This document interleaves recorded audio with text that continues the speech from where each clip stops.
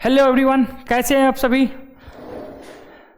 I hope आप सब बहुत ही मस्त होंगे। मैं रोहित कुमार आप सबों को तहे दिल से स्वागत करता हूं अपने यूट्यूब चैनल ड्रीम कॉम्पिटिटिव में। आप लोग ज़्यादा से ज़्यादा हम सबों का इतना प्यार देते हैं, उसके लिए बाबू तहे दिल से धन्यवाद। और आज हम फिर क्या कर रहे हैं, इंडियन पॉलिटी का जो क्लास था उसको हम आज मौलिक अधिकार और मौलिक अधिकार के बाद नीति निर्देशक तत्व के बारे में आज पूरा डिटेल चलेगा। मैं कोशिश करूंगा कि आपको ज़्यादा से ज़्यादा एकदम समझा दें, इतना समझाएं कि आपको फिर दोबारा कभी पढ़ने की जरूरत ना पड़े। एक बात और आपको बता दें छोटका, ये हम बताना चाहते हैं कि आप कोई भी एग्जाम में आपको पता होगा कि अनुच्छेद से क्वेश्चन पूछता है। और जब हम एक दो क्लास इस पे लिए थे, इस पे कुछ बच्चे ये भी बताए थे कि मतलब हम अनुच्छेद नहीं समझते हैं ऐसे वैसे, ठीक है ना। तो हम पूरा कोशिश करेंगे आज के इस वीडियो में कि आपको एकदम पूरा समझ में आवे, इतना तक करेंगे कि एकदम सीधे आपके दिमाग में उतर जाएगा। तो आप सबों से रिक्वेस्ट है कि ज़्यादा से ज़्यादा आप सब शेयर कर दीजिए अपने मित्रों के पास, और एकदम लाइक बटन एकदम तेजी में कीजिए। और जो लोग सब्सक्राइब नहीं किए, जो लोग न्यू स्टूडेंट हैं, उन लोगों से एक बात और बता दें कि डेली हम कितना बजे आए बाबू लाइव आते हैं, तो 7 से 8। और आप लोग वीडियो देखिएगा। थोड़ा सा देखो बाबू, थोड़ा सा डिस्टर्ब के कारण थोड़ा सा हम क्लास नहीं ले पाते हैं, इसके कारण थोड़ा सा आप सब परेशान मत रहिएगा, क्योंकि ऑफलाइन का कोई क्लास हो जाता है वगैरह वगैरह, ठीक है ना। इसलिए बाबू कोशिश रहेगा कि हम रेगुलर क्लास रखें। रेगुलर क्लास नहीं रख पाते हैं उसके लिए मैं क्षमा चाहता हूँ, ठीक है ना। चलिए आप सब अब बिना विलम्ब ना करें, और हम भी अब क्या करते हैं, क्लास को बाबू आगे स्टार्ट करते हैं।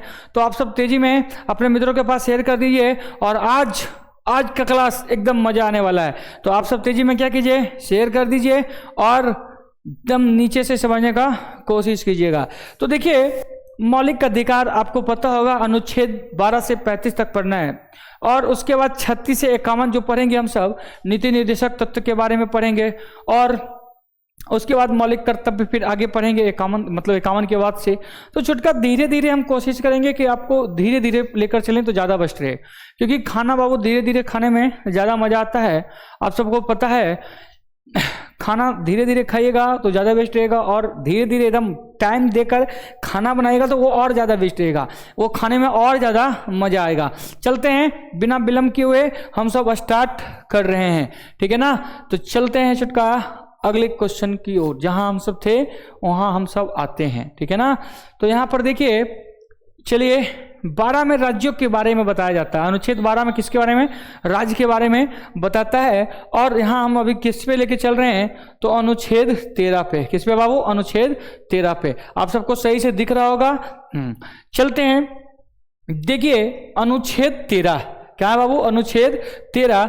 और अनुच्छेद 13 में हमको क्या देखना है, इसको बस आराम से हम सब क्या करेंगे, समझते हुए और पढ़ते हुए आगे चलेंगे। एक बात और बता देते हैं, जब अनुच्छेद आप पढ़ना चाह रहे हैं, ठीक है ना, पढ़ने शुरू किए हैं, ठीक है, तो आप मेरा एक बात मानिए, और वह बात है बाबू कि इसको याद करने का कोशिश मत कीजिए। इसको जितना बार हम सब रिपीट मारेंगे वह उतना वेस्ट होने वाला है। किसके लिए, आपके लिए, ठीक है ना। इसलिए बाबू ज्यादा रिवीजन करने की आप कोशिश कीजिएगा, और 1 से 2 बार पढ़ने की कोशिश करेंगे बातें को, ठीक है ना। तो हम सब अब किस पे पढ़ेंगे, अनुच्छेद 13 पे।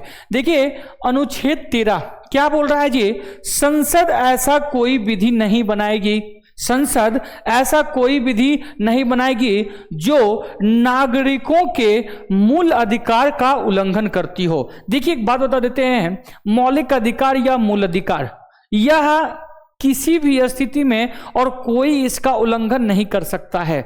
यही बता रहा है यह 13 अनुच्छेद, हमको यह बताता है कि यहां पर जो कोई भी, मतलब क्या बोल रहा है, संसद ऐसा कोई कानून नहीं बनाएगा जिससे हम नागरिकों को क्या होगा बाबू, दिक्कतें प्राप्त हो, ठीक है ना। इसीलिए अगर जो सरकार या संसद ऐसा काम करता है, उल्लंघन करता है, तो क्या किया जाएगा भाई, उसकी संसद की शक्ति क्या कर दी जाएगी, शून्य कर दी जाएगी। उसकी शक्ति क्या कर दी जाएगी, शून्य कर दी जाएगी। देखिए पहला तो बोल दिया, संसद ऐसी कोई विधि नहीं बनाएगी जो नागरिकों के मूल अधिकारों के उल्लंघन करती हो। यदि संसद इस प्रकार का कोई विधि बनाती है, यदि संसद इस प्रकार की कोई विधि बनाती है तो वह मूल अधिकार के उल्लंघन करने की मात्रा की, ठीक है भाई, उल्लंघन करने की मात्रा तक की उनकी क्या कर दी जाएगी, शून्य कर दी जाएगी। चलते हैं अगला बताता है।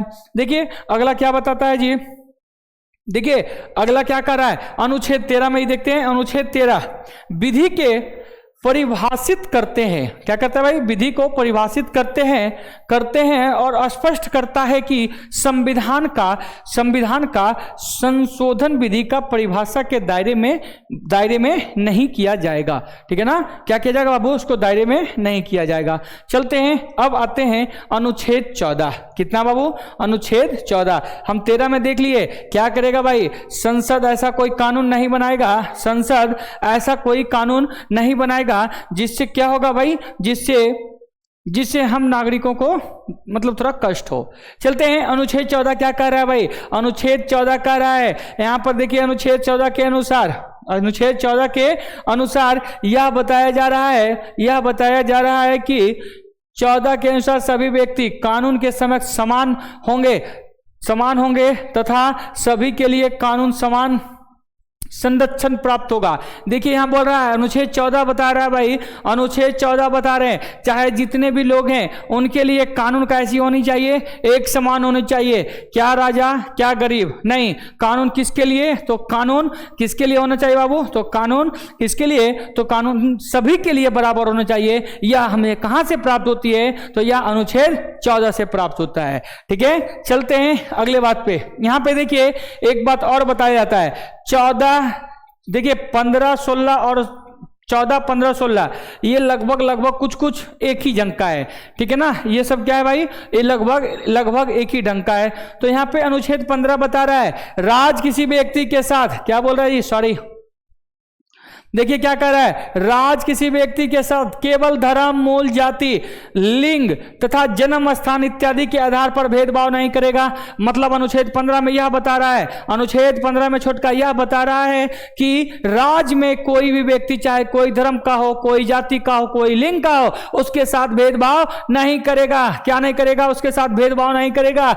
लेकिन यहां पर देखिए, लेकिन यहां पर आ गया जी, लेकिन महिलाओं और बच्चों के लिए विशेष कानून क्या बनाया जाएगा। देखिए आपको बताए थे अनुच्छेद 14 क्या कहा था, कानून सभी के लिए बराबर होनी चाहिए, लेकिन अनुच्छेद 15 में कह दिया कि कानून सभी के लिए बराबर तो होनी चाहिए, चाहे वह कोई धर्म का हो, कोई जाति का हो, चाहे कोई मूल वंश का हो, उससे उसको कोई मतलब नहीं, कानून सभी के लिए बराबर होनी चाहिए। लेकिन क्या बोल रहा है जी, महिलाएं, राज की महिलाएं, बच्चे के लिए विशेष कानून बनाया जाएगा, क्या जाएगा वो, विशेष कानून बनाया जाएगा। और क्या बोल रहा है जी, सामाजिक, शैक्षणिक और आर्थिक रूप से जो पिछले वर्ग के लोग हैं, ठीक है ना जी, सामाजिक आर्थिक जो पिछले वर्ग के लोग हैं उन्हें पिछले वर्ग के जो हैं एवं SC ST को विशेष प्रावधान दिया जाएगा।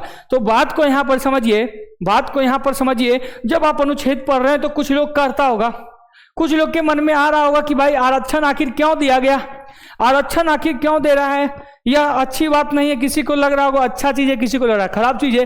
तो भाई एक बात सिंपल सी आपको बात बता देते हैं, किसी परिवार के 5 बेटे और एक बेटा जो है दिव्यांग होगा, तो भाई उस पिता का फर्ज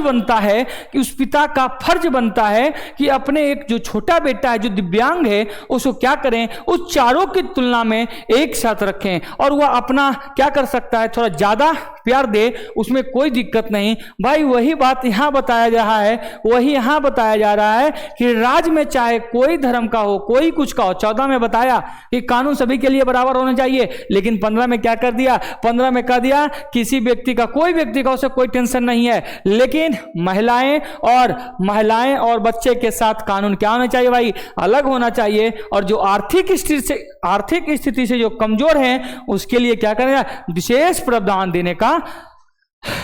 प्रावधान कर सकती है, ठीक है ना, अनुच्छेद 15 बताता है। चलते, आई होप आप लोग को बहुत अच्छे समझ में आ रहा होगा, तो जल्दी जल्दी अपने मित्रों के पास शेयर कर दीजिए। और एक रिक्वेस्ट और है कि अंतिम तक देखने का कोशिश कीजिएगा, ठीक है ना चुटका, अंतिम तक देखने का कोशिश कीजिएगा। और देखिए यहां बता रहा है अनुच्छेद 16। देखिए अनुच्छेद 16 क्या बोलता है भाई, थोड़ा इसको समझ लेते हैं, बस समझ लेंगे, बस थोड़ा सा एक बात देखिए बताते हैं। 14, 15, 16 ये तीन बाबू एक साइड एक ढंग का पढ़िएगा। 14 में बोला कानून सबके लिए समान होना चाहिए, लेकिन 15 में कह दिया महिलाओं के लिए और बच्चों के लिए और जो अति पिछले वर्ग के हैं उसके लिए कानून विशेष रूप से दिया जाएगा। अब यहां आते हैं अनुच्छेद 16 क्या कह रहा है, राज्य, यहां देखिए क्या बोल रहा है भाई, इसको समझते हैं। यहां कह रहा है राज्य जो है सरकारी नौकरी में व्यक्ति के साथ केवल धर्म, मूल जाति, लिंग, जन्म स्थान के अथवा निवास के आधार पर कोई भेदभाव नहीं किया जाएगा। अनुच्छेद 15 का दिया, जो सरकारी नौकरी आप सब एग्जाम देते हैं तो उसमें क्या बता रहा है जी, अनुच्छेद 16 में कह रहा है, अनुच्छेद 16 में बता रहा है कि राज्य के जितने भी सरकारी नौकरी में लोग हैं वो क्या कर सकते हैं, चाहे वो कोई धर्म के हो, चाहे कोई जाति को, कोई मूल का हो, वो जन्म स्थान अथवा निवास के में भेदभाव नहीं किया जाएगा। क्या नहीं किया जाएगा भाई, भेदभाव नहीं किया जाएगा। यहां पर देखिए बाबू किंतु लगा दिया, देखिए किंतु परंतु अथवा बहुत खराब चीज है, ठीक है ना भाई, इससे बच कर रहना। तो यहां पर देखिए क्या कर रहा है, किंतु राज्य की महिलाएं सामाजिक और शैक्षणिक के साथ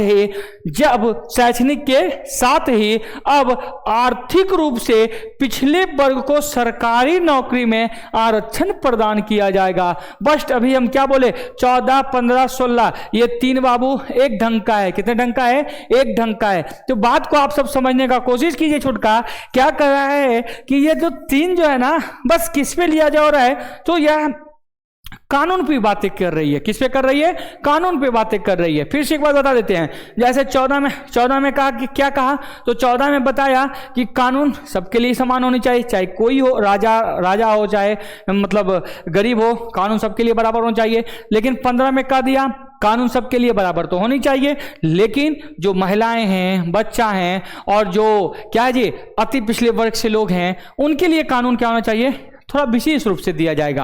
अब यहां 16 क्या बता रहा है, 16 कह रहा है कि जैसे देखिए कानून तो होना चाहिए। अब भाई सरकारी जॉब की तैयारी कोई कर रहा है, एग्जाम देगा, उसके लिए क्या करेगा, उसमें भी देखते होंगे आप सब आरक्षण दिया जाता है छुटका। तो आरक्षण जो दिया गया, तो इस यहां पर क्या कह रहा है कि किंतु राज्य की महिलाएं, पता होगा आपको, महिलाओं को ज्यादा छूट दिया जाता है।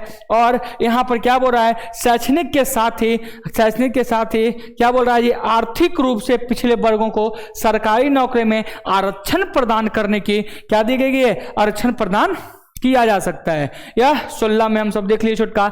चलते हैं अनुच्छेद 17 बता रहा है। अनुच्छेद 17 बता रहा है भाई, क्या बता रहा है, अनुच्छेद 17 के अनुसार किसी व्यक्ति को छुआछूत का व्यवहार नहीं किया जा सकता है। जैसे देखो भाई गांव देहात में अभी भी होता है, क्या होता है जी, तुम नीच कास्ट के लोग हो, तुम हमको छू दोगे तो हम छुआ जाएंगे, ठीक है ना। तो ये सब सिस्टम क्या कर दिया, अनुच्छेद 17 में बता दिया कि भाई छुआछूत वाला सिस्टम क्या किया जाए, खत्म किया जाए। 14 क्या बताया, 14 हमको बाबू यह बताया कि कानून सबके लिए समान होनी चाहिए। 15 हमको क्या बताया, तो 15 हमको बताया सबके लिए समान होनी चाहिए, लेकिन जो नीचे कास्ट के हैं उनके आरक्षण दिया जाएगा। और सरकारी नौकरी, ये 16 तक तो देख लिए। 17 बता दिया छुआछूत। अगर जो छुआछूत में कोई व्यक्ति पकड़ा जाता है, क्या किया जाता है, यदि कोई व्यक्ति इस प्रकार के व्यवहार करते हुए पकड़ा गया तो उसे क्या किया जाएगा, कानूनी दंडित किया जाएगा। दंड मतलब उसको क्या किया जाएगा, कानून उसको सजा भी दे सकती है, ठीक है ना। चलते हैं 18 क्या कर रहा है, इसको थोड़ा सा समझते हैं। राज्य द्वारा सेना तथा विधि संबंधित सम्मान के सिवाय अन्य कोई भी उपाधि नहीं ले सकता है। देखो भाई एक बात और बता देते हैं, यहां पर बोल रहा है उपाधि की बात। उपाधि की जो है राज्य की सेना ही ले सकता है, अन्य कोई नहीं ले सकता है। आपको पता होगा भाई, जब हम पहले पढ़ते होंगे हिस्ट्री वगैरह तो उसमें देखते होंगे मतलब राजाधिराज की उपाधि, महाराजा की उपाधि, ये सब उपाधियां क्या कर दिया गया, समाप्त कर दिया गया। अनुच्छेद 18 में क्या कहा कि ये सब उपाधि कोई नहीं ले सकता है, ठीक है ना जी। अगर जो उपाधि लेगा भी तो कौन लेगा, राज्य का सेना लेगा, विधि के समक्ष में उसके सिवा कोई नहीं लेगा। यहां क्या बोल रहा है जी, भारत का कोई भी नागरिक किसी अन्य देश के बिना देखिए क्या बोल रहा है जी, 18 क्या कर रहा है, भारत का कोई नागरिक किसी अन्य देश से बिना राष्ट्रपति की आज्ञा के कोई उपाधि स्वीकार नहीं कर सकता। अब भाई एक बात बता देते हैं, आपको पता होगा महात्मा गांधी को सब कहां कैसरे हिंद की उपाधि दिया था, कहां वाले, ब्रिटेन वाले।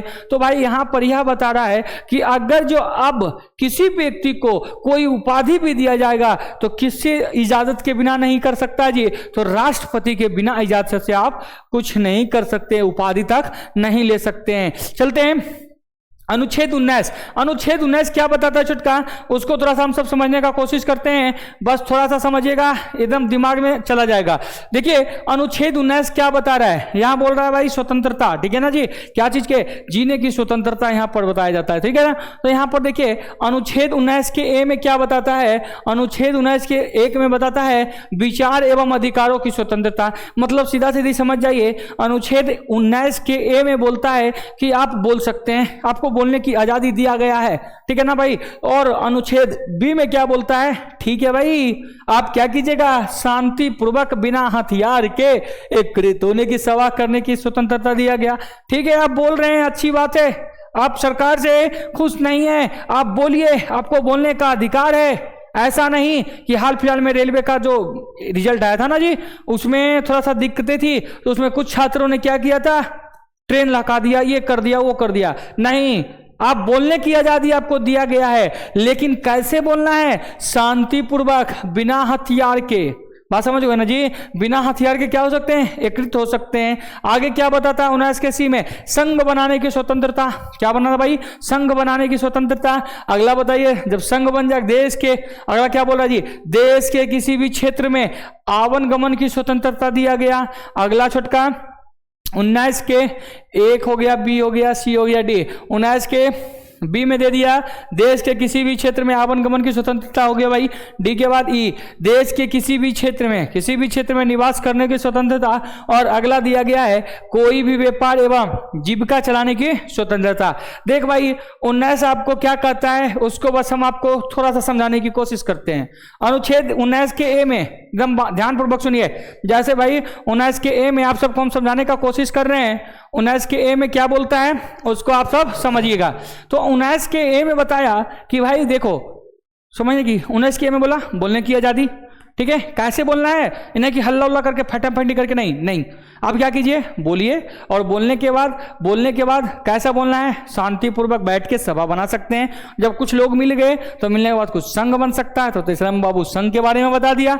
जब संघ बन गया तो अब क्या सकते हैं जी, आवागमन कर सकते हैं, कहीं भी किसी देश में जा सकते हैं। अब बताइए, जब देश में जाइए होइएगा तो भाई निवास कीजिएगा ना, हाँ, तो अगला क्या दे दिया, किसी भी क्षेत्र में आप निवास करने की स्वतंत्रता दिया गया है। और अगला क्या बोल दिया जी, कोई भी व्यक्ति जब निवास करेगा तो भाई व्यापार उपार तो करेगा ना, हाँ, तो व्यापार करेगा, वही बता रहा है, व्यापार एवं जीविका चलाने की स्वतंत्रता।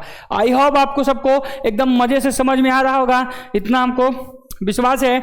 और एक बात और बता देते हैं, समझने के बाद बाबू आप सब क्या कीजिएगा, एकदम इसको रिवीजन करते रहिए, रहेगा तो आपके लिए यह ज्यादा बेनिफिट होगा, ठीक है ना। तो चलते हैं आगे, चलते हैं और अनुच्छेद 20 क्या कर रहा है उसको हम सब समझने का कोशिश करते हैं, ठीक है। आप सब एक बात और बता देते हैं, आप सब रिक्वेस्ट है आप सबों से, पढ़ने के टाइम एकदम कमेंट सेक्शन एकदम बंद रखिए, और कमेंट सेक्शन बंद रखने से आपको चीजें ज्यादा बेस्ट लगेगा, ठीक है ना। और आप सब देखिए, इंटर का तो स्टूडेंट नहीं है कि जो हम आपको बार बार समझावें, बच्चे में ये सब काम ठीक लगता है भाई। अब देखो, एक तुम खुद एक गार्जियन के रूप में हो और खुद बदमाशी करोगे तो अच्छा नहीं लगेगा, और बदमाशी तो खैर करते नहीं हो, ठीक है ना। तो फिर भी आपको एक बार बता दिए, चलिए आप सब कमेंट पे कम ध्यान देकर इधर ध्यान दीजिए तो ज़्यादा बेस्ट रहेगा।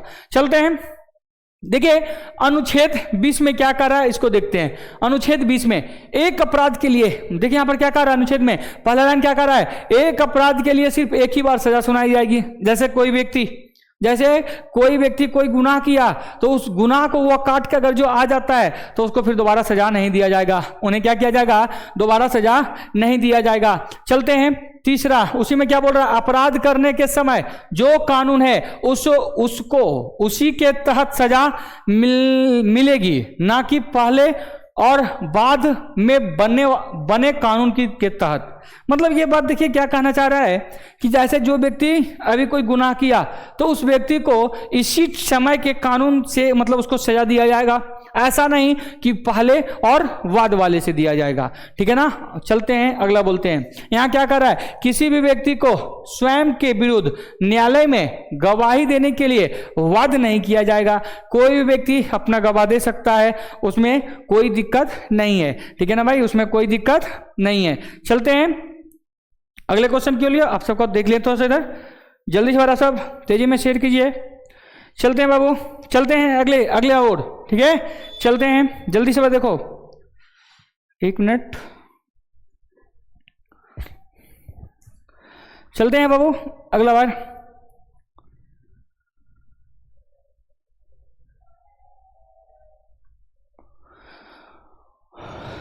चलते हैं अनुच्छेद 21। देखिए यहां पर क्या बोल रहा है भाई, यहां पर हम सब समझने की देखते हैं अनुच्छेद 21 क्या कर रहा है। अनुच्छेद 21 किसी भी व्यक्ति को विधि द्वारा स्थापित प्रक्रिया के अतिरिक्त उसके जीवन एवं वैधिक स्वतंत्रता का अधिकार से वंचित नहीं किया जाएगा। तो भाई यहाँ पर देखिए, यहाँ पर यह क्या बता रहा है, यहाँ पर ये देखिए धीरे धीरे अनुच्छेद 21 धीरे धीरे बड़ा ही होते जा रहा है। पहले स्टार्टिंग में छोटा था, बस इतना सा, ये बढ़ रहा है। तो इसमें क्या हो रहा है ना, धीरे धीरे जो क्या बोलता है सुप्रीम कोर्ट इसको धीरे धीरे बढ़ाते ही जा रहा है। ठीक है ना, किसको बाबू, 21 को। ठीक है, चलते हैं अगले क्वेश्चन की ओर। यहां देखिए अनुच्छेद 21 में 21 की बात बता रहे हैं। अनुच्छेद 21 के ए। तो अनुच्छेद 21 के ए में क्या बोल रहा है, इसको हम सब समझते हैं। अनुच्छेद 21 के ए में राज द्वारा 6 से 14, कितना बाबू, 6 से 14 वर्ष की आयु के समक्ष बच्चे को निशुल्क तथा अनिवार्य शिक्षा, क्या भाई, निशुल्क तथा अनिवार्य शिक्षा का प्रावधान किया गया। एक बात और बता देते हैं, थोड़ा सा यहाँ पर थोड़ा सा ध्यान दीजिएगा आप सभी।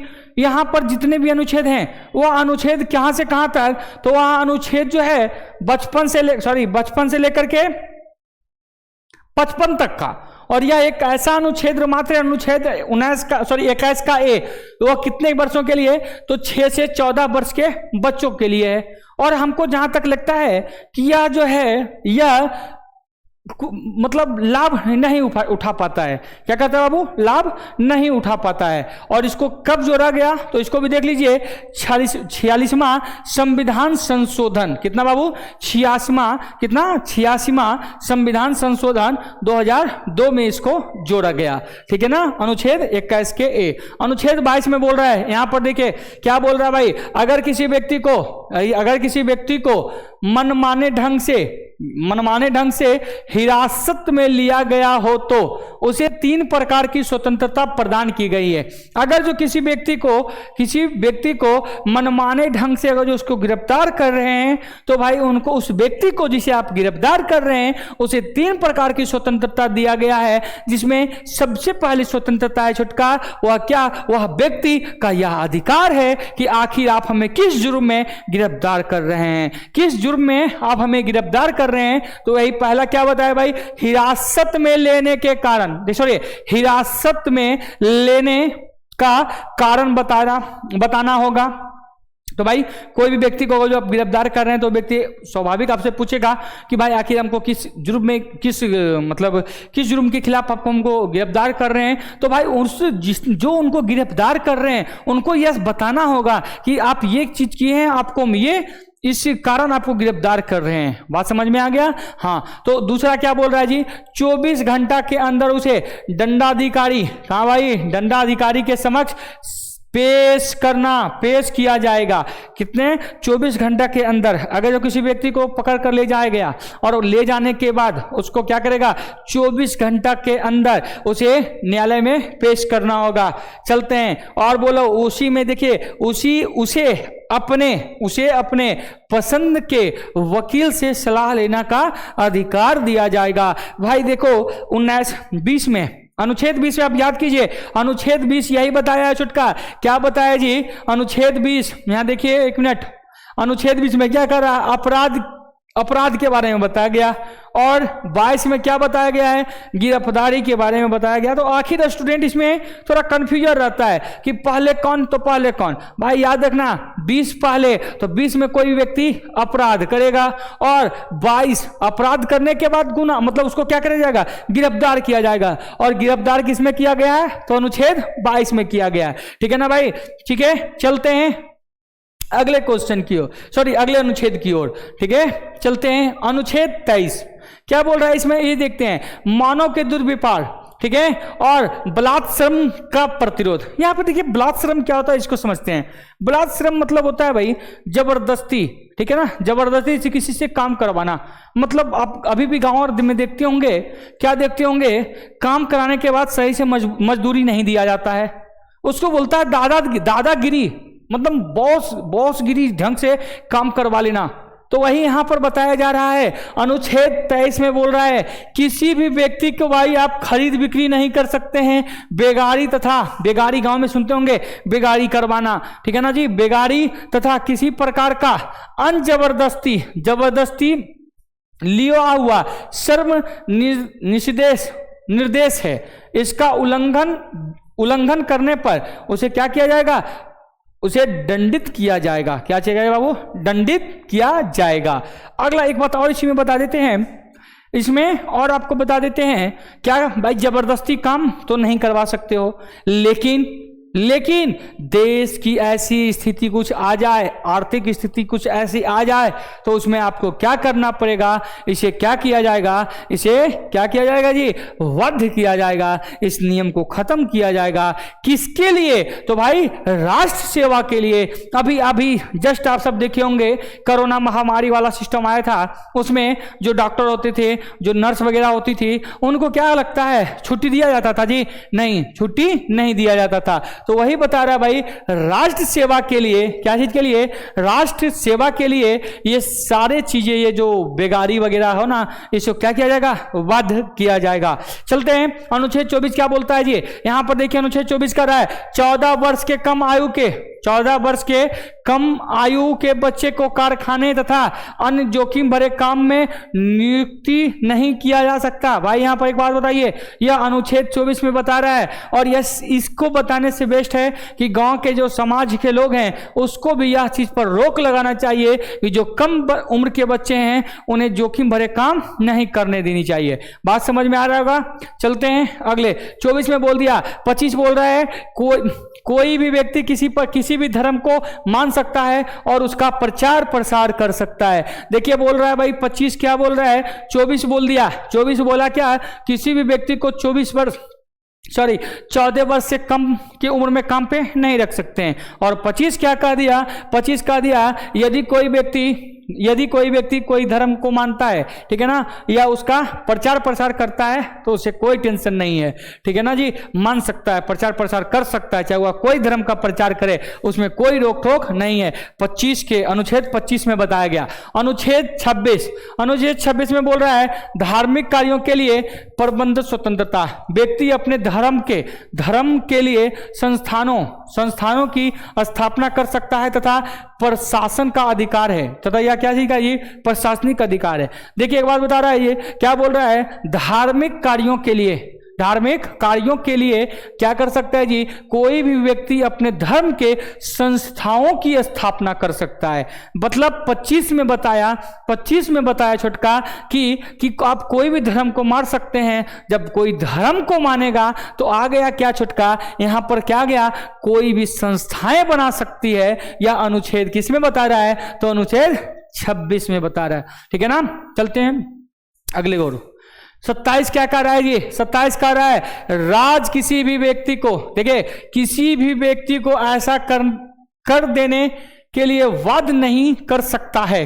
कर मतलब होता है टैक्स, ठीक है ना जी, क्या होता है बाबू, टैक्स। राज किसी भी व्यक्ति को ऐसा करने के लिए वाद नहीं कर सकता है जिसकी आय विशेष धर्म अथवा धार्मिक संप्रदाय की उन्नति से व्यय करने के विशेष रूप से निश्चित कर दी जाए। देखिए बात यहां पर यह बताना चाह रहा है, आप सबको भी कभी कभी मन में आता होगा कि जितने भी ये धर्म के मतलब ये संस्था हैं, कौन सा धर्म, भगवान मंदिर है, चाहे ईसाई का है चाहे मुस्लिम का है, तो उसमें जो पैसा दान होता है तो किसी किसी के मन में आता होगा कि सभी वो पैसा का बढ़िया काम में लगा दिया जाए तो कितना वेस्ट होगा, लेकिन उस पर कोई जबरदस्ती नहीं कर सकता है। तो क्यों नहीं करेगा भाई, तो ये अनुच्छेद 27 यह बताता है कि इसको क्या कर सकता है। यहां पर देखिए ऊपर में लिख दिया है, देखिए किसी भी व्यक्ति को ऐसा कर देने के लिए बाध्य नहीं कर सकता है जिसके आय में विशेष धर्म, देखिए यहां बोल दिया विशेष धर्म तथा धार्मिक संप्रदाय की क्या हो सकता है भाई, उन्नति से वह पैसा दिया गया हो। अगर जो मन में होगा तो करेगा, नहीं होगा तो उसे जोर जबरदस्ती नहीं किया जा सकता। तो भाई यहां पर देखिए 25 कहा कि आप किसी भी धर्म को मान सकते हैं, धर्म को मान सकते हैं। 26 कहा जब तुम धर्म मान लिए हो तो आप कोई भी क्या बन सकता है, मंदिर बना दो, मस्जिद बना दो, कोई टेंशन नहीं। और जब 27 क्या कहा भाई, 27 कहा जब मंदिर बनाए हो और इसमें जो कुछ दान पेटी होगा, क्या होगा भाई, दान पेटी होगा, और दान में जो पैसा रुपया आएगा उसे तुमको जहां इन्वेस्ट करना है करो, हम उस पर तुम पे जबरदस्ती नहीं कहेंगे कि तुमको ये सरकारी या कुछ भी मतलब निजी काम में खर्च करो। यह अनुच्छेद 27 से बताया जाता है, ठीक है ना। तो आई होप आप सब बस इसी प्रकार से 3-3 दो कर करके समझते चलिए और क्लास का लाभ उठाते रहिए। चलते हैं बाबू अगले क्वेश्चन की ओर, सॉरी अगले अनुच्छेद। देखिए राज किसी भी, देखिए क्या बोल रहा है जी, राज विधि के पूर्णता पोषण किसी शिक्षा कीजिए, पोषण किसी शिक्षा संस्थान में धार्मिक शिक्षा, क्या बाबू, धार्मिक शिक्षा नहीं दी जाएगी। जैसे देखिए आप सब देखते होंगे जो सरकारी स्कूल है, उस सरकारी स्कूल में आप कोई भी धर्म की बातें नहीं कर सकते हैं। क्या कर सकते हैं भाई, जो भी सरकारी स्कूल है उनमें आप धर्म की बातें नहीं कर सकते हैं, ठीक है ना जी। आपको पता होगा मध्य प्रदेश की सरकार ने क्या कर दिया था, अपने स्कूलों में सूर्य नमस्कार करने का आदेश दे दिया था। क्या दे दिया था भाई, सूर्य नमस्कार करने देने का आदेश दे दिया था कि यह धार्मिक काम कराया जा रहा है। तो लेकिन वहां के सरकार ने क्या बोला भाई कि भाई यहाँ जो यह सूर्य नमस्कार है या कोई धर्म की बातें नहीं है, या एक प्रकार का व्यायाम है और यह इसको करने का इजाजत दे दिया गया था, ठीक है ना। और इसी में कुछ और बातें बताया, इसको देख लीजिए। ऐसे शिक्षण संस्थान अपने विद्यार्थियों को किसी धार्मिक अनुसंधान में भाग लेने हेतु बाध्य नहीं कर सकता है। और यहां पर यह भी आया था, और यहां मध्य प्रदेश के सरकार यह भी बताई थी कि किसी भी स्टूडेंट मतलब किसी भी छात्र या स्टूडेंट को, किसी भी छात्र या स्टूडेंट को कितना हुआ,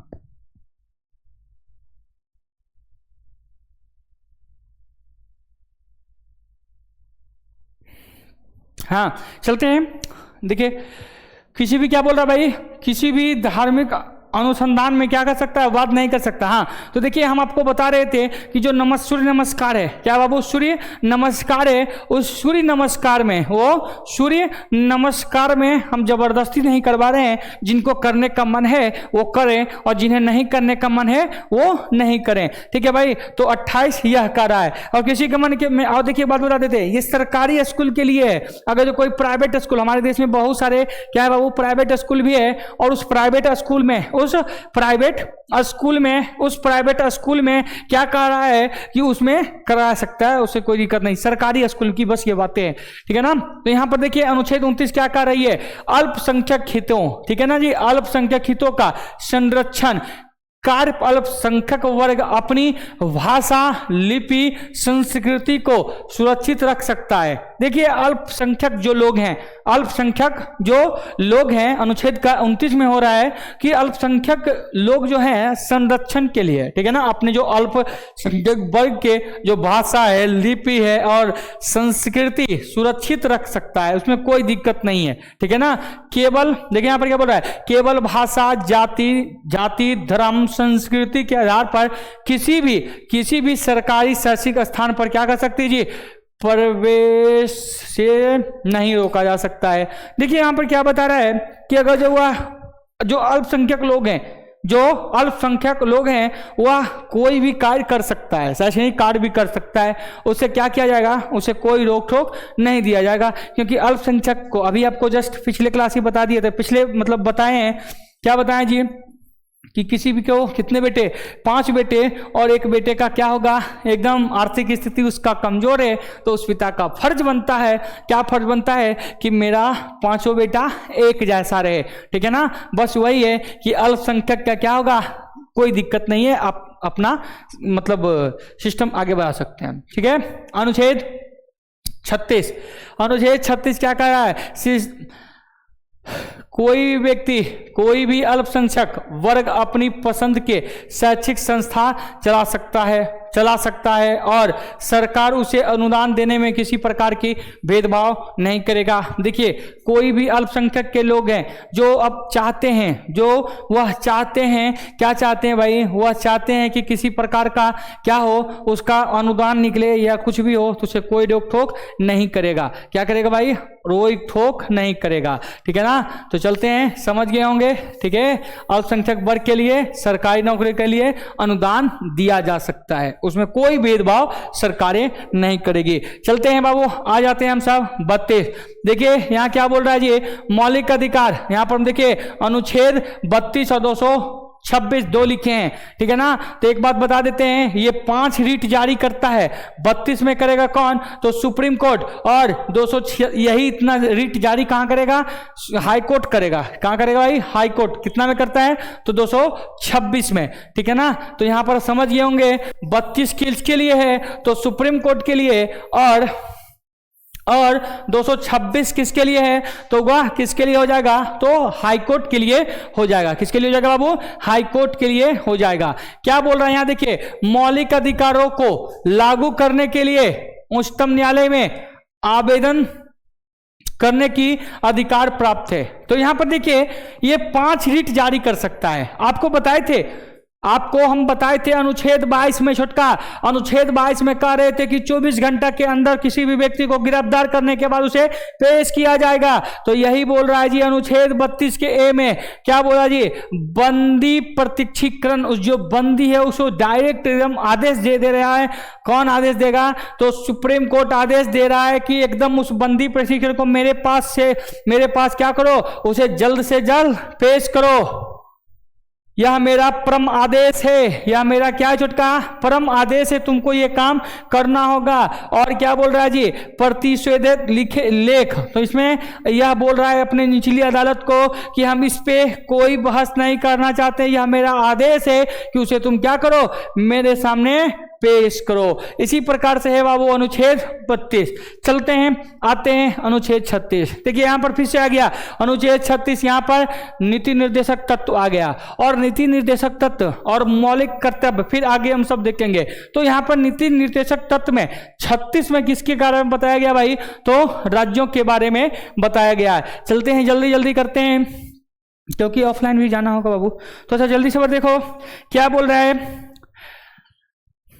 नीति निर्देशक, देखिए यहां पर आ गया नीति निर्देशक तत्वों को लागू करने का सरकार के लिए कानूनिक रूप से बाध्य नहीं है, ठीक है ना। नीति निर्देशक करने के लिए क्या होगा, नैतिक रूप से बाध्य होगा, ठीक है ना। नीति निर्देशक तत्व को क्या चीज के रूप में बाबू, कि क्या नीति मतलब नैतिक रूप से बाध्य बता सकता है, ठीक है ना। चलते हैं, 37 हो गया, आगे बढ़ते हैं, किसी प्रकार से बाध्य नहीं है। यहां पर देखिए अनुच्छेद 38 क्या कह रहा है, राज्य सामाजिक और धार्मिक न्याय के लिए न्याय पर आधारित सामाजिक व्यवस्था की स्थापना करने का प्रयास करेगा। एक बात और बता देते हैं, मूल्य कर्तव्य, ठीक है ना। मूल्य कर्तव्य किसके बारे में करता है, राजनैतिक की बातें करता है, लेकिन नीति निर्देशक तत्व किसके बारे में बात करता है भाई, तो सामाजिक और धार्मिक के लिए, ठीक है ना। नीति समझ गए ना, मूल कर्तव्य किसके लिए, तो राजनीतिक के लिए, और नीति निर्देशक किसके लिए, तो सामाजिक और धार्मिक के लिए, ठीक है। चलते हैं अगले भाई, यहां पर देखो अनुच्छेद 39 का रहा है, महिला पुरुष के लिए क्या बोला जी, महिला पुरुष के लिए जीवन यापन के समान अवसर पर समान कार्य के लिए समान वेतन, धन तथा उत्पादन के संसाधनों का समाज में समान वितरण। मतलब यहां पर क्या कह रहा है जी, महिला और पुरुष जो काम करते हैं उन्हें क्या दिया जाएगा, समान वेतन और धन देना होगा। यह अनुच्छेद 39 कहता है। चलते हैं अब यहां पर देखिए 39 का ए, ये बाबू नया जोड़ा गया, इसको ध्यान दीजिएगा। सभी को समान एवं निशुल्क कानून की सहायता दिया जाएगा। हम ये आगे आपको भी बताए थे, कहां तो आप सब याद कीजिएगा तेजी में और हमको बताइएगा।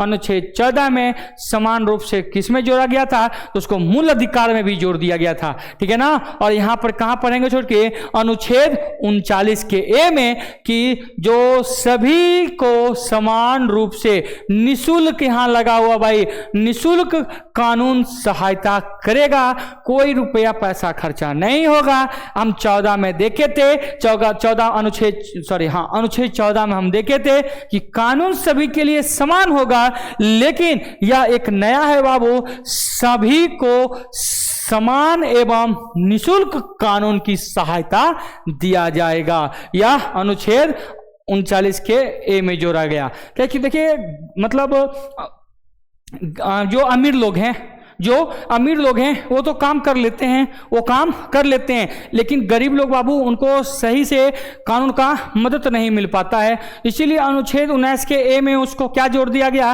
कि जो कानून के लोग, जो गरीब भी लोग हैं, अनुच्छेद ए में जोड़ा गया, जो गरीब लोग हैं उनको भी कानून क्या करेगा, मदद करेगा। क्या करेगा भाई, मदद करेगा। चलिए अनुच्छेद 40 पढ़ते हैं आप किस पे, महात्मा गांधी पे, ठीक है ना। और महात्मा गांधी क्या बताए थे जी, ग्राम पंचायतों का गठन हेतु प्रयास करेगा, ठीक है जी। अनुच्छेद 40 क्या कर रहा है, ग्राम पंचायतों का गठन। इसको आप महात्मा गांधी, क्योंकि महात्मा गांधी का उद्देश्य था कि सभी ग्राम क्या करे जी, सभी ग्रामों तक सभी चीज सही रहे, ठीक है ना। तो महात्मा गांधी से वहां आप याद रखेगा। अनुच्छेद 41 क्या कह रहा है, राज्य काम शिक्षा के साथ ही बुढ़ापे, बीमारी जैसे अभाव की दशाओं में लोक सहायता सुनिश्चित करने का प्रयास करेगी।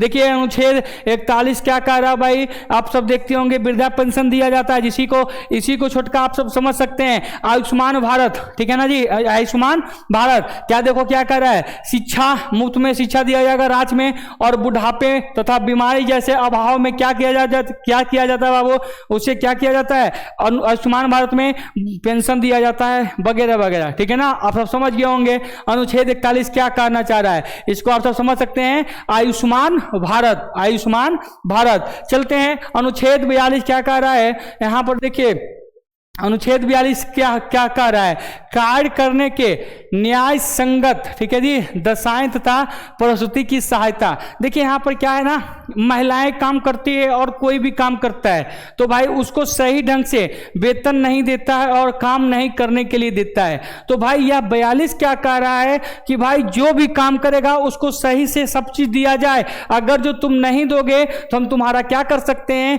कारखाना वगैरह बंद करवा दिया जाएगा, क्योंकि यह मेरे सभी नागरिक हैं और नागरिक हमको मतलब चूज करके वहां पर बैठाया है। अगर तुम मेरे को यह इनका अधिकार नहीं दोगे तो हम तुमको क्या करेंगे, तुम पे कार्रवाई करेंगे।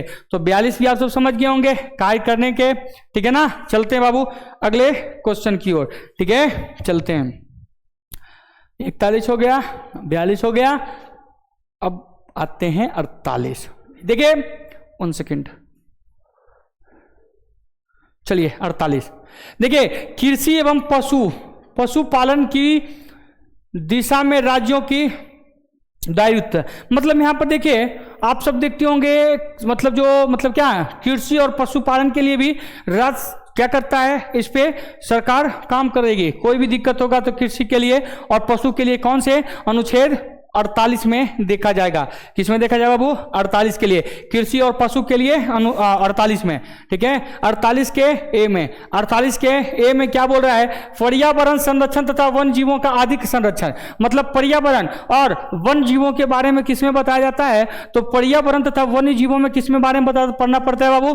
तो 48 के ए में। अगर तुमसे सिंपल खाली पूछेगा कि किसमें कृषि और पशु के दिशा के राज्यों के बारे में दिशा बताता है, तो भाई 48 के 48 में सिर्फ। लेकिन यहां देखिए 48 के ए में बताया गया पर्यावरण संरक्षण तथा वन जीवों आदि का संरक्षण 48 के ए में, ठीक है। चलते हैं अगले ओर, चलते हैं। देखिए 49 क्या कर रहा है भाई? 49 कर रहा है राष्ट्रीय महत्व के स्मारकों तथा आदि का क्या किया जाएगा? संरक्षण किया जाएगा। जैसे देखियो 7 अजूबा है ना जी, तो याद रखिएगा अजूबा जो है 7, तो क्या स्मारक कितने? तो फिर भाई याद रखिएगा स्मारक, इसको याद रखिएगा कैसे? इसका स्क्वायर, मतलब 7 49, मतलब अनुच्छेद 49 में आप सबको पता होगा टोटल अजूबा कितने हैं? तो 7 हैं, और जो इसका स्क्वायर करेंगे तो 49, और अनुच्छेद 49 में क्या कह रहा है भाई? राष्ट्र के महत्व जो क्या है जी स्मारक हैं उनकी क्या करेगा? संरक्षक करेगा, देखभाल करेगा। उसको कहां देखेंगे हम सब? 49 में। क्या देखेंगे बाबू? 49 में। और स्क्वायर कीजिएगा तो याद रहेगा, ऐसे भी याद कर सकते हैं आप। देखिए और यहां देखिए 50-50 आ गया जी। अनुच्छेद 50 में क्या कर रहा है? नगर पालिका और देखिए कार्यपालिका और नगर पालिका दोनों को क्या कर दिया गया? यहां पे ध्यान रखिएगा पृथकीकरण, ठीक है ना जी, मतलब बांट दिया गया है, 2 भागों में बांट दिया गया है। तो 50 को क्या करेगा भाई? 50 मतलब क्या होता है? 50-50, ठीक है ना जी। 50 कार्यपालिका और 50 न्यायपालिका। तुमसे पूछेगा कार्यपालिका और न्यायपालिका को 50-50 कौन से अनुच्छेद में? तो अनुच्छेद 50 में किया गया, ठीक है ना भाई। तो अब देखिए अनुच्छेद 49 और नीति निर्देशक तक छटका यहीं तक होगा, ठीक है। और आपका कहानी भी आज हम क्या करेंगे? यहीं तक रहने देंगे, ठीक है। चलते हैं। देखिए अंतरराष्ट्रीय शांति, ठीक है ना जी। अब भाई एक काम बताओ हमको तुम कि जैसे पूजा पाठ करवाते हो शादी वगैरह में कुछ भी, तो भाई पूजा पाठ में क्या होगा? इक्यावन 101 एक मतलब ज्यादा देते हो ना जी। तो भाई पूजा पाठ हो गया शांति, मतलब सब चीज हम पढ़ लिए। तो अब शांति के लिए तो क्या किया जाएगा भाई? 1%, मतलब क्या? 51, ठीक है ना। अंतरराष्ट्रीय शांति बढ़ाने हेतु राज्य का, ठीक है जी, प्राय 70 रहेगा। कौन सा? अनुच्छेद 51 में, ठीक है बाबू। आई होप आप सबको एकदम समझ में आ रहा होगा, ठीक है। हम उम्मीद करते हैं कि आप सब एकदम मजे में समझे होंगे। चलिए 53 वाला हम सब फिर कल से देखेंगे। चुटका आप सबों से रिक्वेस्ट है कि ज़्यादा से ज़्यादा क्या कीजिएगा? इसको शेयर कीजिएगा। आई होप एकदम पूरा विश्वास है कि आपको समझ में आया होगा। और आप सबों से एक रिक्वेस्ट है कि अगर जो इसको नहीं लिखे हैं तो इसको लिख लीजिएगा, और लिखने के बाद इसको जितना बार आप रिविजन कीजिएगा वो आपकी चीज़ों आपको उतने अच्छे लगेंगे, ठीक है ना। चलते हैं बाबू। जय हिंद, जय भारत, बाय बाय। फिर मिलते हैं अगले वीडियो में, ठीक है ना। बाय।